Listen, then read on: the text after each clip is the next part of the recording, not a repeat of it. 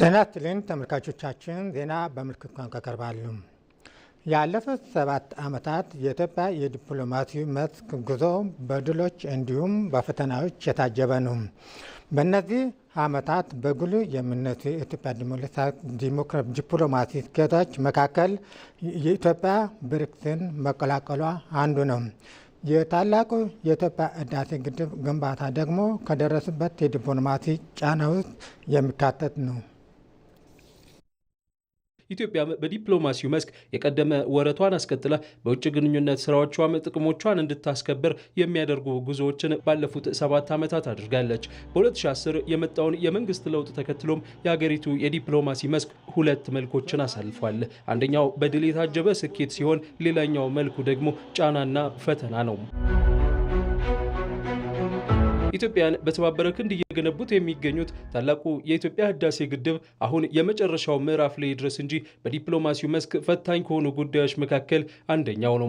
በብዙ ችግሮች ተተብትቦ የነበረውን የዚህን ታላቅ ፕሮጀክት ችግር መፍታትና ግንባታውን ማፋጠን ትልቅ የፖለቲካ ውሳኔና ቁርጠኝነትን ይጠይቅ ነበር። ከዚህ በተጨማሪ በአባይ ወንዝ ላይ ግብጽ ስታካሄድ የኖረችው ኢፍትሐዊ አካሄድ ጫና ለማሳደር ያልፈነቀለችውም ድንጋይ አልነበረም።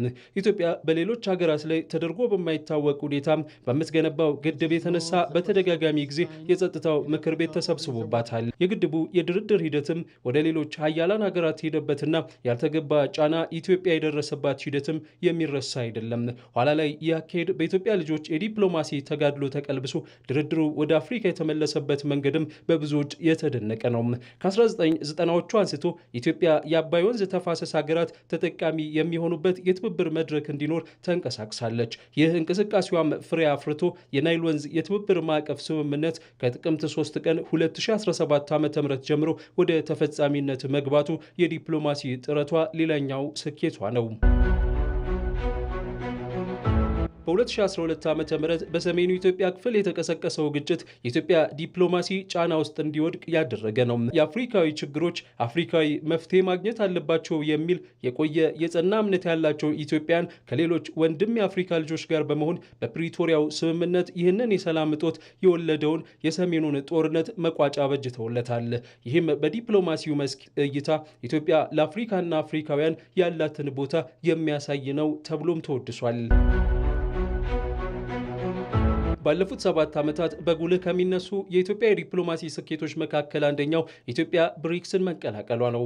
ይህ ጥምረት ከዓለማችን ሕዝብ መካከል 40 በመቶ የሚሆነውን የሚይዝ ነው። 26 በመቶ የዓለማችን የሀገር ውስጥ ምርት ባለቤቶችም እነዚሁ ሀገራት ስለመሆናቸው የአልጀዚራ መረጃ ያመላክታል።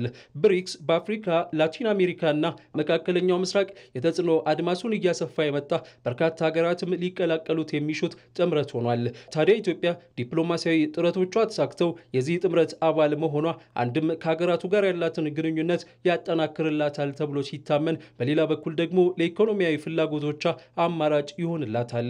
ከዚህ በተጨማሪ ደግሞ በባለብዙ ወገን መድረኮች አቅሟን እንድታንጸባርቅም ይረዳታል። በእነዚህ ዓመታት ኢትዮጵያ ከሌሎች ዓለም አቀፍ ተቋማት ጋር ያላት ግንኙነትም እየተሻሻለ መጥቷል። ለአብነት እዚህ ጋር IMFንና የዓለም ባንክን ማንሳት ይቻላል። እነዚህ ተቋማት በተሰራው ከፍተኛ የሆነ የዲፕሎማሲ ስራ ሀገሪቱ ለምታ ሄደው የኢኮኖሚ ማሻሻያ ከፍተኛ የሆነ ድጋፍ እንዲሁም ብድር ማቅረባቸው ይታወሳል።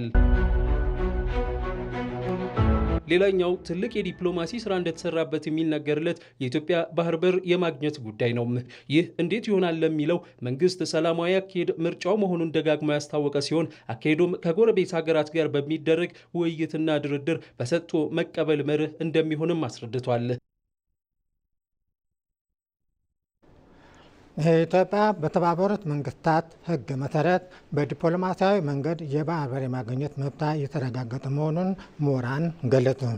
መንግስት የትውልዱ ጥያቄ የሆነው ይህ ጉዳይ በዲፕሎማሲ አማራጭ ለማሳካት የጀመረው ጥረት መጠናከር አለበት ብለዋል።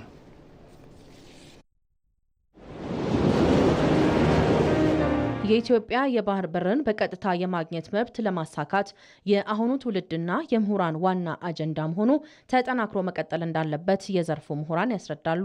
የድሬዳዋ ዩኒቨርሲቲ የዓለም አቀፍ ሕግ መምህር አለምሰገድ ደጀኔ እንዳሉት በታላቁ የህዳሴ ግድብ ላይ የተሰራው የተቀናጀ ውጤታማ የዲፕሎማሲ ስራ የባህር በር ጥያቄን ለማሳካት ምቹ ሁኔታን ፈጥሯል። ላለፉት 10 ዓመታት የተዳፈነው የሀገራችን የባህር በር የማግኘት ዓለም አቀፍ መብት በይፋ የአደባባይ አጀንዳ መደረጉ ወሳኝ እርምጃ መሆኑንም ገልጸዋል። ባህር በር ያስፈልገናል፣ ግልጽ ነው። ከጉልበት በታች በሆኑ ዲፕሎማቲክ ሪሌሽንሺፖች ሴኪዩርድ ማድረግ ይቻላል ያምናል። የተጠኑ አካባቢያዊ ምክንያቱም ኢትዮጵያ የተሻለ ባርጌኒንግ ፓወር የመደራደር አቅም ያላት ሀገር ናት። በርካታ ህዝብ አላት በቀጠናው ማለት ነው። በሰላም ማስከበር በፖለቲካውን ብትል የአፍሪካ ዲፕሎማቲክ ከተማ እንደመሆኗ መጠን የተሻለ የመደራደር አቅም አለ። ስለዚህ ጎረቤቶቻችን የኛን ጥቅም አንደርስታንድ እንዲያደርጉ የኛን ፍላጎት በተመላሽ ደግሞ ለነሱ እኛ ለምሳሌ ሶማሌን ሰላምና ጸጥታ የምናስከብረው እኮ እኛ ነን። በዋቻሞ ዩኒቨርሲቲ የታሪክ መምህርና ተመራማሪ አስራት ኤርሞሎ ኢትዮጵያ በሴራ የባህር በር ባለቤትነቷን እንድታጣ መደረጓን አንስተው መንግስት የትውልድ ጥያቄ የሆነውን ይህን ጉዳይ በዲፕሎማሲ አማራጭ ለማሳካት የጀመረው ጥረት መጠናከር አለበት ብለዋል። ከሴኩሪቲ አንጻር እጅግ በጣም ብዙ ወሳኝ ነገሮች አሉት። ከኢኮኖሚ አንጻር ደግሞ የሰርቫይቫል ጉዳይ ነው። ባህር በር አላት ማለት ኢትዮጵያ እንዳለ ምትልካቸውን የምታገኛቸውን ገቢዎቿን በሙሉ ዶላሮቿን በሙሉ ኢንቨስት አድርግበታለች። ከፍተኛ የሆነ የሰው የስራ ቁጥር የመቀነስ ፕሮባቢሊቲ፣ ሀገሪቷ የማደግ ፕሮባቢሊቲ ከፍተኛ ይሆናል ማለት ነው። ሰላማዊ አማራጮችን አሟጠን መጠቀም አለብን። ዲፕሎማሲን አሟጠን መጠቀም አለብን ነው። አሁን የጠቅላይ ሚኒስትሩ አካሄድም እንደዛ ነው። ስለዚህ ትክክል ነው። ጠቅላይ ሚኒስትሩ ብዙ እኮ አልሄድንበትም ባህር በርን ለማግኘት የዲፕሎማሲ አማራጮች። ለምሳሌ ቱርክ ባለፈው ኢትዮጵያንና ሶማሊያን መሀል ገብታ አስታርቃለች። ስለዚህ ያ ሜዲዬሽን ነው። ስለዚህ በሜዲዬሽንም ሆነ በኔጎሽዬሽን በተለያዩ ሜካኒዝሞችን ተጠቅማ ኢትዮጵያ የባህር በር የምታገኝባቸውን ሜካኒዝሞች መፍጠር ትችላለች። እንደ ኢትዮጵያ ላሉ በማደግ ላይ ለሚገኙ ሀገራት የውጭ ኢንቨስትመንትን ለመሳብ የገቢና የወጪ ንግድን ለማሳለጥ የባህር በር ከፍተኛ አስተዋጽኦ እንደሚያበረክትም ገልጸዋል። በተለይ አንካራው ስምምነትን ማግስት ተከትሎ ብዙዎቹ ለኢትዮጵያ የባህር በር ጥያቄ ዓለም አቀፍ እውቅና የተሰጠበት ሁኔታ ስላለ ይሄን እድል ተጠቅሞ እነዚህ ሀገራት የሶማሊያ መንግስት ላይ ጎረቤት ያሉ መንግስት ላይ ጫና አድርገው ኢትዮጵያ የሆነ ነገር ሰጥታ የምትቀበልበትና የባህር በር የምታገኝበትን መንገድ መፈለግ አለባቸው ብዬ አስባለሁ። ይሄንን በደንብ እያጠናከርን መሄድ ይጠበቅብናል። የዲፕሎማሲ ጥረቶች ተጠናክረው መቀጠል አለባቸው። ለአብነትም የዲፕሎማሲ ስኬት ማሳያ የሆነው የአንካራው ስምምነትን ጨምሮ የኢትዮጵያ የባህር በር ጥያቄ ጉዳይ ዓለም አቀፍ አጀንዳ እንዲሆንና የበርካታ ዓለም ሀገራት ድጋፍ ያገኘ መሆኑንም አብራርተዋል። በሐረር ከተማ እየተከናወነ የሚገኘው የኮሪደር ልማት ስራ በከተማ የሚገኙ ቅርሶች የተሻለ ቁመና ላይ እንደሚገኙ ማስቻሉን የከተማ ነዋሪዎች ገለጹ። ቅርጽን የመጠበቅና የመንከባከብ ኃላፊነት የሁሉም ዜጋ ኃላፊነት መሆን እንዳለበት ነው ነዋሪዎች የተናገሩት። በአሁኑ ጊዜ በጣም እየተሰራ ያለው አንደኛ ዙር፣ ሁለተኛ ዙር የኮሪደር ልማት የጆጎል ውስጡም ሁሉም እየተሰራ ስለሆነ በጣም ለነዋሪውም በጣም ምቹ ነው እና ቱሪስትም አሁን እየበዛ ስለሆነ አሁን ደግሞ ሶስተኛ ዙር ይቀጥላል መሰለኝ። እንደምታዩት ይሄም እየሰፋ ነው እና በጣም አሪፍ ነው። በዚህ ብቀጥል። ሐረር ከተማ በጣም ለረጅም ጊዜ ነው የኖርኩት። ከ47 ዓመት በላይ ይሆናል። ሐረር ከተማ ድሮ ከነበረ ታሪክ የበለጠ አሁንም ጥሩ ሆኖ እየታደሰ ነው። አገሩ ራሱ የሰላም የመቻቻል ከተማ ነች። የፍቅር ሀገር ማለት ነው። ሰው ይዋደዳል፣ መጣላት የለም፣ የተጣላም ያስታርቃል። ስለዚህ አሁን ደግሞ እየተሰራ ያለው ልማት የባሰ ታሪካዊ ያደርጋል ብዬ ነው የምገምተው። ኢትዮጵያ አለኝ ከምትላቸው የቅርስ ከተሞች የህያው ቅርሶች አንዷ ሐረር ነች። መንገዶች ሁሉ እየተስተካከሉ ነው። ከመንገዶቹ አንደኛ የምታየው መብራቱ ብቻ አይደለም፣ የእግር መንገድ፣ የብስክሌት መንገድ፣ የአትክልቱ ወይም ደግሞ የሳር የመኪና መንገድ ሁሉ ስራ ነው። የዛ አይነት ነገሮችም የተሰሩ ጥንታዊነቱ ሳይለቅ ድሮ ጎልቶ የማይታዩ የነበሩትን እንድታዩ በማድረግ የኮሪዶር ልማት በጣም ትልቅ ለውጥ አምጥቷል ማለት ነው። ቆሻሻ ነበረ፣ ጭቃ ነበረ። አሁን መስታወት ሆነልን።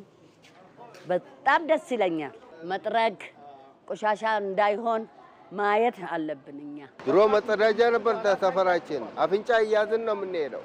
አሁን ይሄ ቁጭ ብለው ቲክቶክ እየሰሩበት ነው አልኩ። ብዙ ነገር እየተሰራበት ነው። ስለዚህ እኛ አጠቃላያችን የመንከባከብ የመጠበቅ ኃላፊነት አለብን። በመጨረሻም የኢትዮጵያ ብሔራዊ ቡድን አሰልጣኝ መሳይ ተፈሪ በዓለም ዋንጫ ማጣሪያ እንደ ተጋጣሚያቸው የሆነው እንደቀረቡ ተናገሩ።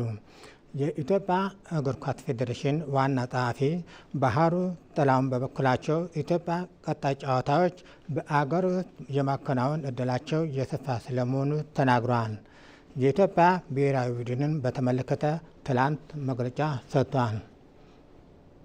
በ2026 የዓለም ዋንጫ ማጣሪያ እየተሳተፈ የሚገኘው የኢትዮጵያ ብሔራዊ ቡድን ባለፉት ቀናት በሞሮኮ ባደረገው የምድቡ 5ኛና 6ኛ ጨዋታዎች በግብጽ ተሸንፎ ጅቡቲን ማሸነፉም ይታወሳል። የኢትዮጵያ እግር ኳስ ፌዴሬሽን የብሔራዊ ቡድኑን የሞሮኮ ቆይታና ሌሎች ጉዳዮችን በተመለከተ መግለጫ ሰጥቷል። የዋልያዎቹ አሰልጣኝ መሳይ ተፈሪም ምንም እንኳን በግብጽ ብንሸንፍም ከተጋጣሚያችን ጥንካሬ አንጻር በታክቲክ አማራጮችን ለመተግበር ሞክረናል ብለዋል። 2-3 አማራጮችን ለመጠቀም ነው ጥረት ያደረግነው።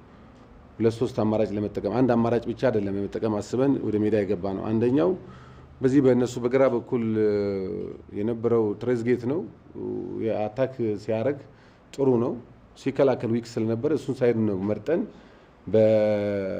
በአማኑኤልም እንደዚሁም ያው እኛን ሲገጥምን ብዙ ጊዜ ወደ መሀል ሜዳ ፕሬስ አድርገው ለመጫወት ይሞክራሉ። አብዛኛውን ጊዜ በአጫጭር ቅብብሎች ስለምንሄድ ያን ደግሞ ሰብረን ለመውጣት 2-3 አማራጮችን እንጠቀማለን። ያን ለማድረግ ነው። ከሚከተሉት የጨዋታ መንገድ በተጨማሪም ከግብጽ ጨዋታ በፊት የተጫዋቾቻቸው ስነልቦና ላይ ስራዎችን ሰርተው እንደነበር የተናገሩት አሰልጣኙም ተለዋዋጭ በሆነ መንገድ ሜዳ ላይ እንደሚገጥማቸው ቡድን ሆነው ለመቅረብ መሞከራቸውንም ተናግረዋል። በስነልቦና ደረጃ ለማብቃት የተለያዩ ስራዎች ከመጀመሪያም ጀምሮ ሙከራዎችን አድርገናል።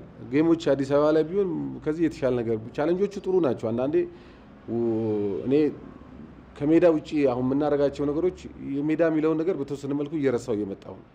ኦንሊ በቃ ሜዳ ላይ ባለው ነገር እንደዚህ እንዴት አድርገን ማሸነፍ እንችላለን የሚለው ላይ ነገር ላይ ነው። ቢሆን ግን ደግሞ የሜዳ አድቫንቴጅ ብናደርግ ከዚህ የተሻለ ነገር ማድረግ እንችላለን። በማጣሪያው ምድብ 1 ላይ የሚገኘው የኢትዮጵያ ብሔራዊ ቡድን ካስመዘገበው ደካማ ውጤት ባሻገር ተጫዋቾች ከጨዋታ በፊትና በኋላ ማህበራዊ ሚዲያ ላይ ለተሰነዘረባቸው ትችት ምላሽ የሰጡበት መንገድ በራሱ ተገቢ እንዳልሆነም ተገልጿል።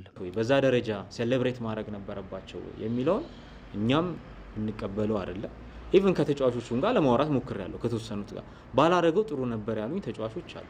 ቱ ቢ ፍራንክ ይሄ እውነታው ነው። በሌላ በኩል ደግሞ ብሔራዊ ቡድኑን ለማጠናከር ሌሎች ሀገራት የሚሄዱበትን መንገድ በመከተል ትውልደ ኢትዮጵያውያን ተጫዋቾች ለኢትዮጵያ እንዲጫወቱ ለማድረግ ከመንግስትና ከዓለም አቀፉ እግር ኳስ ፌዴሬሽኖች ማህበር ፊፋ ጋር እየተሰራ መሆኑንም አሳውቀዋል። ከትውልደ ኢትዮጵያውያን ጋር ተያይዞ ያለው እኛ ስራዎችን እየሰራን ነው። ኢሚዲየትሊ ከሚመለከተው አካል ማግኘት የሚገባን ምላሽ እንዳገኘን እኛ የጀመርነው ነገር ማስቀጠል ነው። በዛ ሂደት ውስጥ መቼ ላይ ይጠናቀቃል? እኛ በተቻለ መጠን በቶሎ እንዲጠናቀቅልን እንፈልጋለን። ካደረጋቸው 6 ጨዋታዎች አንዱን ብቻ ያሸነፈው የኢትዮጵያ ብሔራዊ ቡድን በ6 ነጥብ 4ኛ ደረጃ ላይ ተቀምጧል። ዜናው አበቃ። ከቀሪ ፕሮግራሞቻችን ጋር መልካም ቆይታ ነው።